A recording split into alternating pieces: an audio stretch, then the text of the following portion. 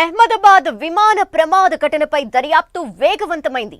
కీలకమైన black box కూడా లభ్యం కావడంతో ఇక ఈ ప్రమాద కారణాలపై ఎంక్వైరీ ఇంకా వేగవంతం కానుంది.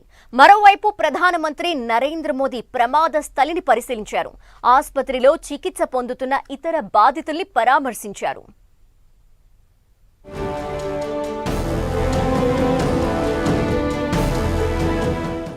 భారత వైమానిక రంగ చరిత్రలోనే అతిపెద్ద ప్రమాదమైన ఎయిర్ ఇండియా 171 క్రాష్ ఘటనపై ఎంక్వైరీ ముమ్మరంగా సాగుతోంది.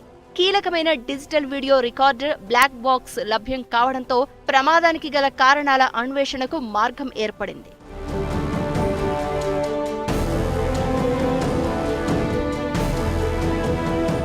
మరోవైపు అహ్మదాబాద్ విమాన ప్రమాద స్థలానికి ప్రధాని మోదీ వెళ్లారు. అక్కడి సన్నివేశాన్ని చూసి చలించిపోయారాయన.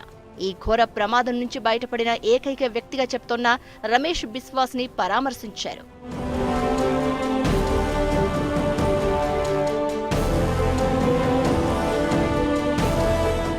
విమానం మెడికల్ కాలేజ్ బిల్డింగ్ పైకి దూసుకుపోవడంతో తీవ్రంగా గాయపడిన వారిలో 28 మంది మెడికోలు చికిత్స పొందుతూ మరణించినట్లు అహ్మదాబాద్ యంత్రాంగం ప్రకటించింది.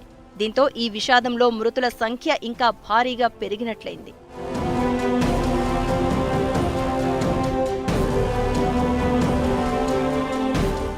మరోవైపు మొత్తం ఈ ఘోర విషాదంపై airlines accidents investigation bureau AAIB దర్యాప్తు ప్రారంభించినట్లు పౌర విమానయాన శాఖ ప్రకటించింది.